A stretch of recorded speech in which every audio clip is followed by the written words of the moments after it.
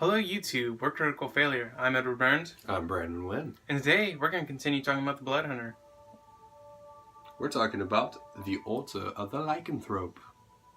Yes we are. Would you like to go over the first ability? It is heightened senses, if I'm correct. You get advantage on perception checks that deal with hearing or smell. Mm-hmm. The cool thing about that is that when I was playing Aeon, which was my Fire Genasi werewolf, that I think in a previous video we talked about him being a flaming werewolf. Which was pretty cool. Yeah, I did like that concept, which we should probably do a elemental werewolf video eventually. But we never really used that, if I'm correct. Because we never really relied on smell or hearing perception checks, which I thought would be really cool to start doing. I think it's just more of like, it's just forgotten about. Yeah. You know, when you're in the game and you're just playing, you don't like think, oh, I have this actual advantage. I know that we did one on taste far before we ever did one for this. Remember when we first started playing, I was playing that Dragonborn Paladin and I sniffed the air because my eyes were closed for 90% of the game. Yeah, you just rolled really bad the entire time and then you're just like... So for this character a long time ago, I forgot his name, but he closed his eyes, and for every time his eyes were closed, he actually rolled decently. So I just kept his eyes closed, and at one point, we were asked what direction to go, so I think I rolled a critical 20, and I licked the air like a lizard would, and I was told I smell pie, and essentially I brought us to a demon or some shit somehow. Yeah. And we followed it, and I was like, that's a demon. We became friends with that demon. Yeah, we did. And I just remember, just from then on, I would just roll perception checks by smelling the air, and my eyes were closed, and then I accidentally hit on a male paladin who had a nice butt, and I didn't realize this, but my character was straight in this one. I was like, I'm not doing this. It terrified me. Because we weren't that high of a level, I'm correct. Yes. Do you want to continue on? Yeah, you get feral something, if I'm correct, for the next ability. No, next set. The next one is a hybrid transformation. And your transformation... Yeah, there's stuff under it. Yeah. Is it feral sense? Something like that? Feral something? It's feral might is the next one. Oh, that's where you get...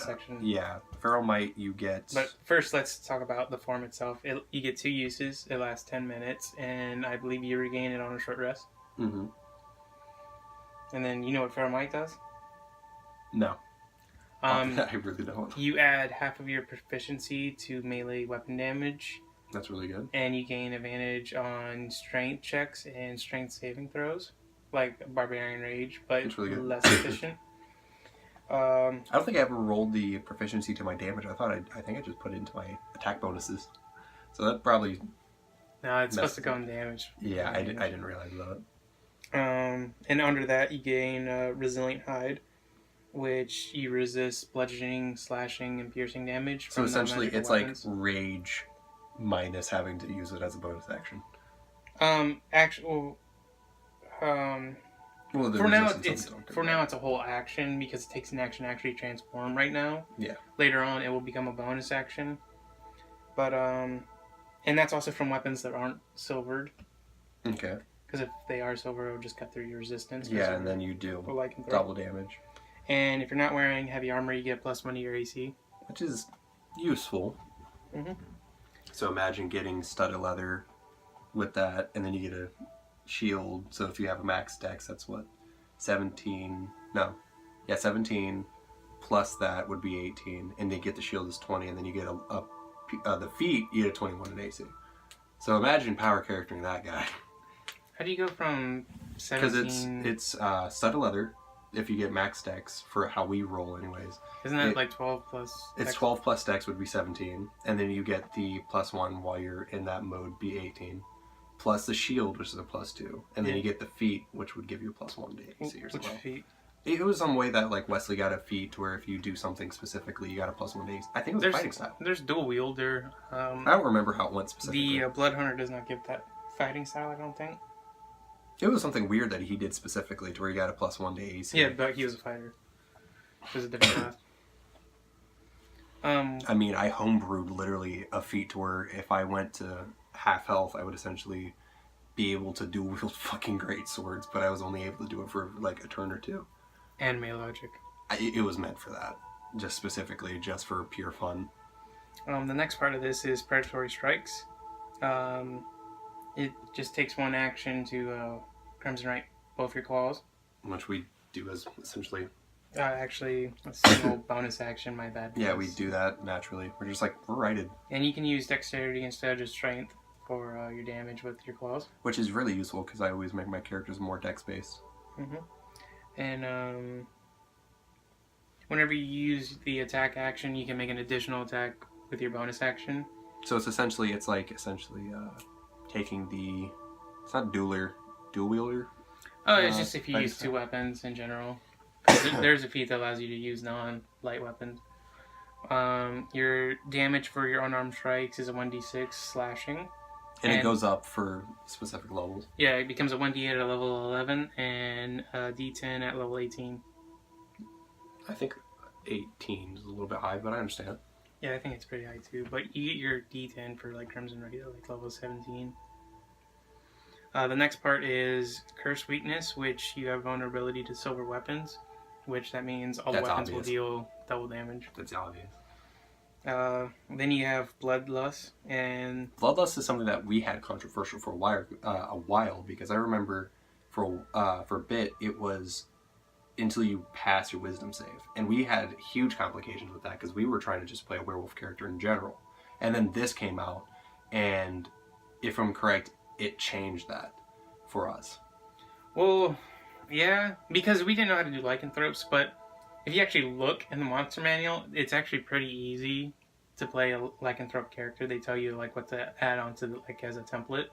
I do like how XP level 3 also stated that you can be any were creature.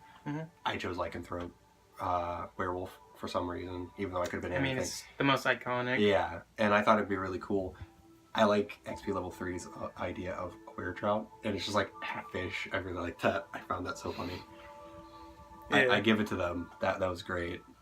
But for the Bloodlust, the DC for it is 10 or half the total damage you've taken since your last turn. If you fail your save, you have to move to like the nearest creature, which could be your friends or your enemy, and attack it. Yeah, that's a downside for having it at such a low level, but honestly, it's a really cool idea because, you know, you're a werewolf, you're going to lose some sense at some point. When you're early on, you haven't really got it, because even in the thing it says that you get that ability to turn into a lycanthrope as something that you really want to do, and losing that ability is seen as shameful if you do it willingly. It's just like, I'm not mad at you, I'm just disappointed. It's like, this is not even a slap on the wrist. I'm just a disappointed father. Yeah. But you regain control after you, like, attack your friend or whatever. Yeah, which I thought was really cool. But if you're under effects that prevent you from concentrating, like Barbarian's Rage, you just automatically fail this. And you're just like, I'm going to tear up everything. Yeah, let's go to the next one. The next one is Stalker's Prowess. You add 10 into your movement speed, and what else? You gain an additional 10 feet to your jump, and you jump 3 feet higher. And they say white boys don't have jump. You also gain improved predatory strikes. When you have your Crimson Right activated on your claws, it's considered magical.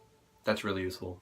Mainly when you're dealing with, like, characters who can't be hurt otherwise. Yeah, you get this at 7th level, so you're probably going to be fighting a lot more creatures that have the resistance to non-magical weapons.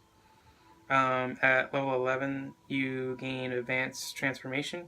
This is where it moves from an action to a bonus action. That's useful. And it increases the time from 10 minutes to 30 minutes. Because, you know, some battles this might take a little bit longer than 10 minutes.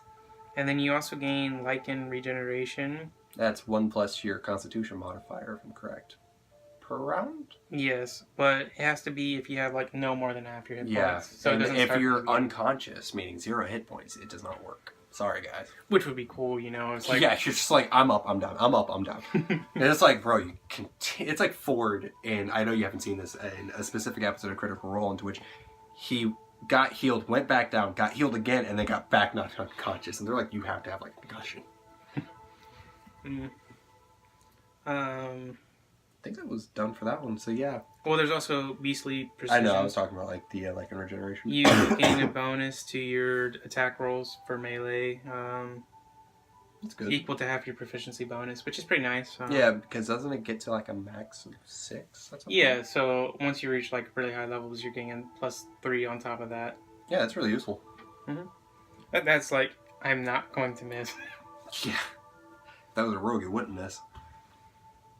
Oh, the melee attack is made with your claws, so it's not necessarily just your weapons. Yeah, that's true. But I mean, honestly, attacking with your claws is pretty good. Yeah, once you reach a certain point. I think that's what I did with the Aeon, was just I specifically went for claws. Like, regardless, I would just drop my swords or whatever I had, just haul with the claws. And I would Crimson Right them both like the same thing. So I thought that would be really cool. You want to take care of the next one? Sure. Iron Volition. Oh, cool. This is the one where you get the Pack Hunter ability. Alright, so for Iron Volition, you get to resist the violent urges of your lycanthropic nature, and you get advantage on maintaining the essential bloodlust from the issue you had earlier. So on that wisdom check, you get to have an advantage on that. And honestly, for later levels, that makes a lot of sense, because, I'm assuming, if you play this... Well, later levels, it's going to be really hard to, pass that anyways, considering, what the amount of damage some monsters can do. Yeah, because it's, 20 plus.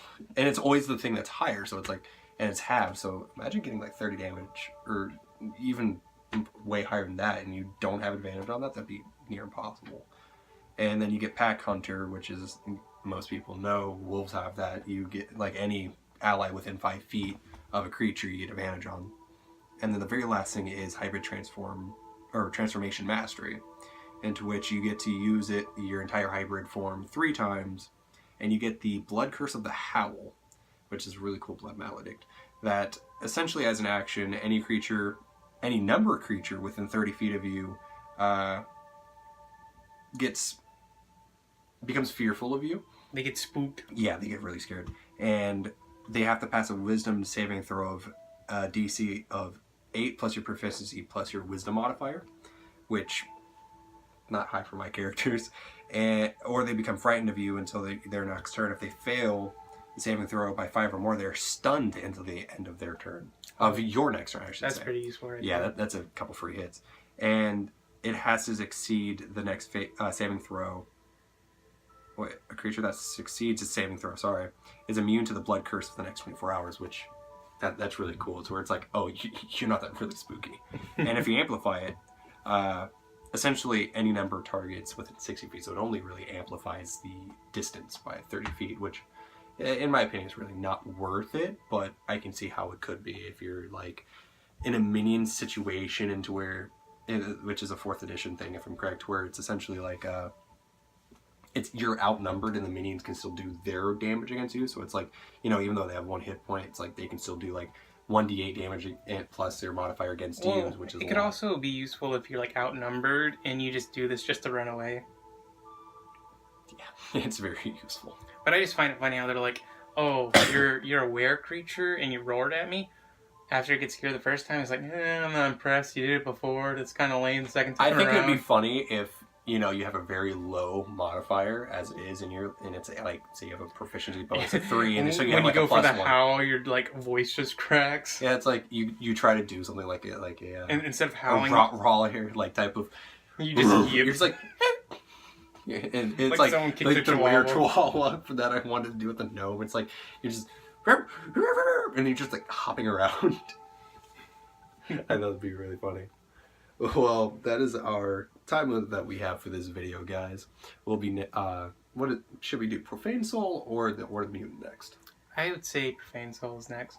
Have fun with that quarter casting, guys. We're gonna be coming to you in about God knows how long uploading this video, but after that we're doing the rest of these archetypes.